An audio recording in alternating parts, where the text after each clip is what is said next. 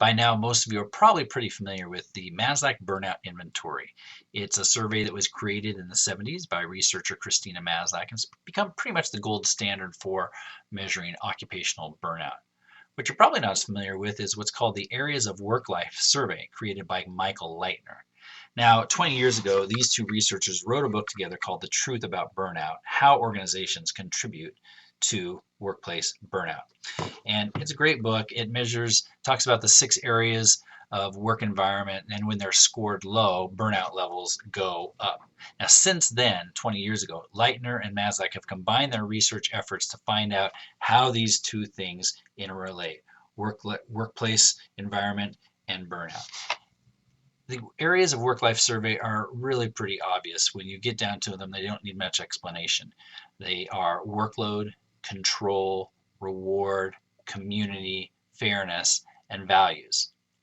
Now, Leitner says whenever there's a mismatch between people and their work environment in these areas, their capacity for energy, involvement, and effectiveness go down. Now, these are important words because they do directly correlate to the Maslach Burnout Inventory, which measures emotional exhaustion, and depersonalization, which when high tend towards burnout, and also personal accomplishment, which when low also tends towards burnout. Now, we've got to think about this word mismatch that he uses. I'm not sure it's the right word, but the fact is this: whenever there's a mismatch between employer expectations and employees' expectations, who usually has to change? Not the employer. It's usually the employee that's either like, well, get with the program or find another place to work because we're doing you a favor by employing you.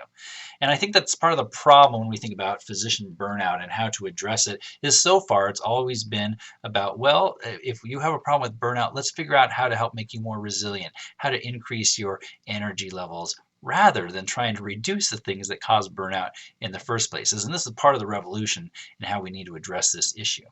The fact is, though, external forces do change: industry regulations, technology, societal expectations. These bring about changes to business practices, things like accountable care organizations and meaningful use, and all the other things that are coming down the pike that put downward pressure on physicians to perform differently than the way they were trained or how they expected to work when they first signed up. But we also have to admit, individuals do change over time too. Your own physical and mental energy levels that simply get lower as you age. This is a fact of life. But also your values change. As you begin to have a family, as you begin to mature, as you become more seasoned, as things that have longer lasting value than just cars and homes begin to take more importance in your life. The fact is you're not willing to do the same things that you were when you were 30 years old and you didn't have kids at home.